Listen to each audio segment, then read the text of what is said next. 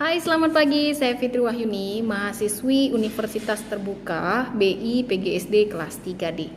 Dan hari ini saya akan kembali mempresentasikan tugas 2 saya, yang kali ini saya harus mempresentasikan bab keempat tentang karakteristik perkembangan siswa sekolah dasar.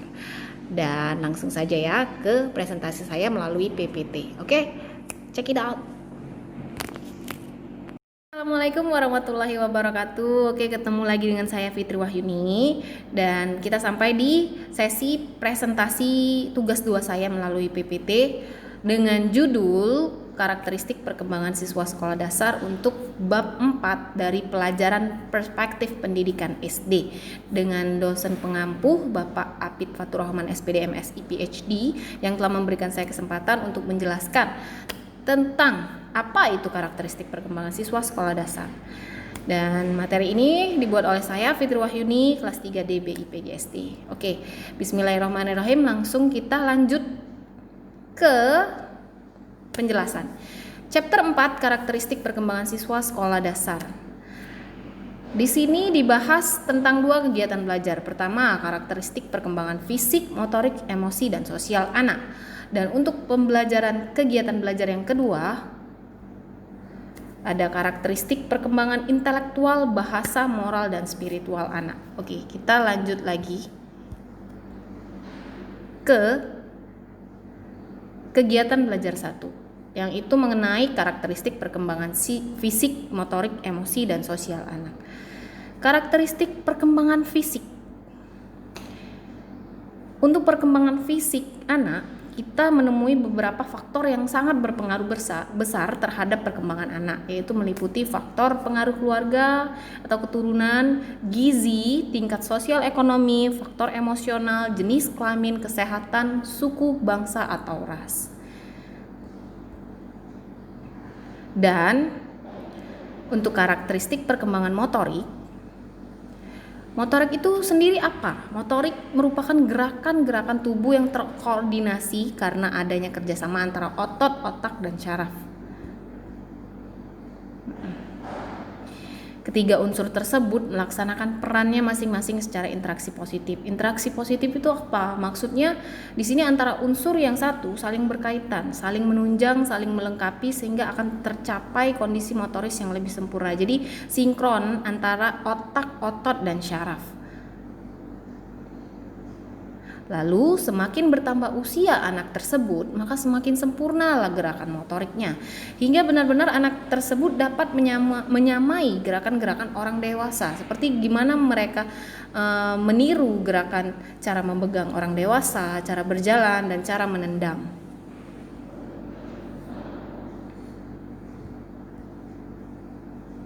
Oke, lanjut lagi ya ke karakteristik perkembangan emosi.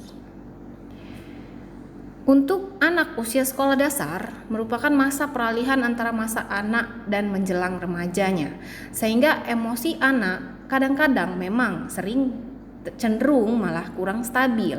Jadi cara-cara anak mengaktualisasikan emosinya memang tidak terkontrol, itu terkadang. Tapi ada anak-anak yang sudah bisa menguasai emosinya. Nah, di perkembangan emosi juga banyak yang berpengaruh. Contohnya dari pola pendidikan, itu sangat mempengaruhi perkembangan emosi anak. Dari pola pendidikan anak di dalam keluarga, contoh semisal keluarga tersebut adalah keluarga yang otoriter dalam cara mendidik anak, maka anak tersebut cenderung akan menjadi anak yang penakut, ragu-ragu, dan pendiam, bahkan sebaliknya menjadi lebih agresif.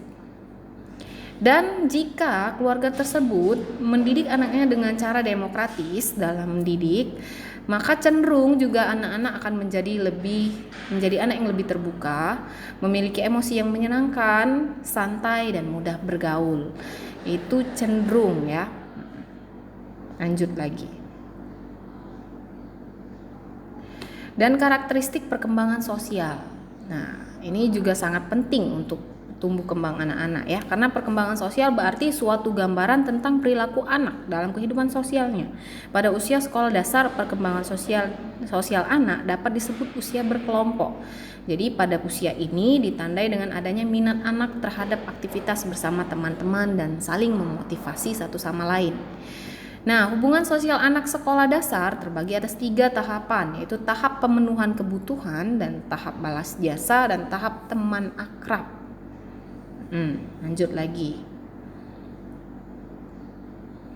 Di kegiatan belajar 2, karakteristik perkembangan intelektual, bahasa, moral, dan spiritual anak. Karakteristik perkembangan intelektual. Kita mendapatkan teori dari Piaget yang mengatakan bahwa perkembangan kognitif anak usia sekolah dasar termasuk pada tahap perkembangan operasi konkret, di mana operasi konkret tersebut adalah anak mampu berpikir secara logis dan kuantitatif. Mereka mampu berperilaku objektif dalam mengkaji kejadian.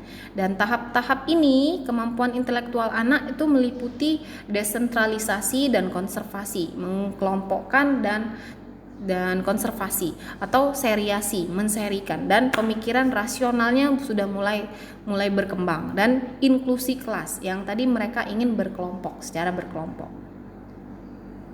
Lanjut lagi ke perkembangan bahasa anak. Ya, bahasa sangat penting ya untuk kita berinteraksi sosial. Jadi manusia berinteraksi lisan melalui bahasa, baik itu anak-anak maupun dewasa. Karena fungsi bahasa itu untuk mengekspresikan perasaan, untuk mempengaruhi orang lain dan juga menyampaikan informasi. Begitu juga anak-anak, mereka ingin menyampaikan informasi yang ingin mereka sampaikan. Jadi pada masa sekolah dasar, perkembangan bahasa anak dimulai dengan beberapa tahap. Yaitu tahap pertama, mereka sudah menyampaikan informasi dengan bahasanya, yaitu dengan tangisan bayi, berceloteh, lalu baru berkemampuan mengobrol. Tahapan-tahapan perkembangan untuk bahasa anak ya, dari bayi hingga mereka mulai mampu untuk mengobrol. Dan faktor-faktor yang memacu anak cepat berbicara yaitu paling penting, paling mendasar itu keluarga, dan media elektronik juga sekolah. Lanjut lagi di perkembangan moral. Jadi moral sangat berkaitan juga dengan intelektual, dengan agama. Yang akan kita bahas sekarang adalah perkembangan moral di usia sekolah dasar, merupakan tahun-tahun imajinasi, tahun-tahun keajaiban buat anak-anak yang mulai bergejolak.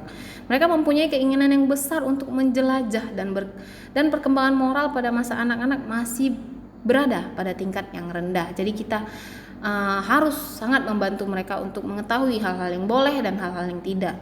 Dan yang diketahui dari pembahasan 2 konsep di bawah ini. Oke, kita dibantu oleh dua konsep yang akan memberikan kita penjelasan mengenai apa itu perkembangan moral pada anak. Menurut Piaget, anak di bawah 5 tahun mempunyai konsep bahwa benar salah masih dipahami dengan kaku. Jadi menurut Piaget, anak-anak masih pure, masih murni ya. Jadi ketika anak menganggap bahwa berbohong itu tidak baik, namun untuk anak seusia yang sudah level kedua, dari yang level bawah yang umur 5 tahun sekarang sudah mulai level SMP, umur 11 tahun dan ke atas ya. 11 tahun itu sudah menganggap bahwa mereka tuh sudah mulai berpikir kompleks, dapat berpikir kompleks. Jadi mereka terkadang berpikir berbohong itu tidak selalu buruk. Beda dengan anak yang umur 5 tahun tadi menurutnya Piaget ya.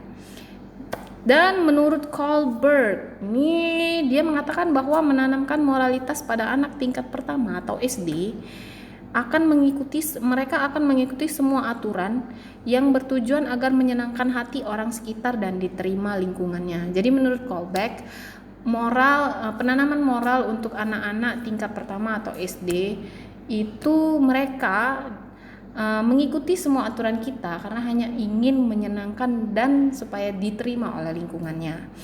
Nah, mungkin akan pada tingkat kedua, tingkat SMP, nah mereka baru mulai berpikir kompleks lagi tentang balik ke menurut Piaget tadi. Oke, kembali lanjut ke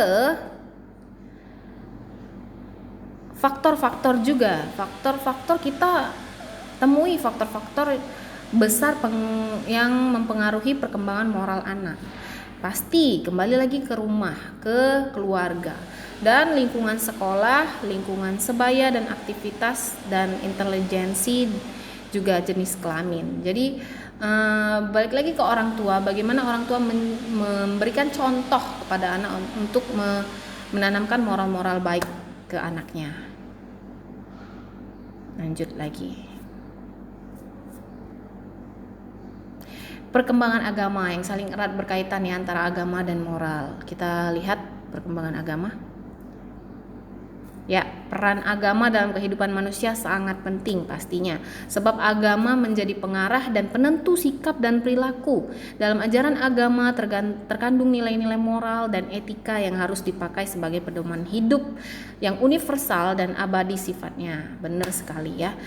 Dan saya mengutip dari Bapak Bambang Waluyo di dalam buku, saya kutip bahwa beliau mengatakan dalam artikelnya menyebutkan pendidikan agama di sekolah meliputi 2 aspek penting, yaitu 1. Aspek pembentukan kepribadian, 2. Pengajaran agamanya. Cara mengajar agamanya mungkin ya. Dan perkembangan agama pada anak-anak berawal dari contoh perilaku orang tua di rumah maupun guru di sekolah. Jadi balik lagi peran orang tua dan guru sangat penting di pengenalan moral dan agama ya. Dan kalau untuk di sekolah banyak metode yang bisa digunakan, yaitu dengan bercerita, bermain, karya wisata, demonstrasi, pemberian tugas, diskusi, dan tanya jawab. Nah, sampai situ dulu penjelasan penjelasan singkat saya mengenai karakteristik pendidikan, perkembangan siswa sekolah dasar. Dan terima kasih telah kembali menonton dan mendengarkan penjelasan singkat saya mengenai tugas saya saat ini. Oke, mohon maaf jika terdapat banyak kekurangan, kesalahan untuk penjelasan karakteristik perkembangan siswa sekolah dasar dari saya bab 4. Untuk more video please subscribe YouTube @fitriwahyudi dan IG saya. Oke, thank you everyone, bye bye.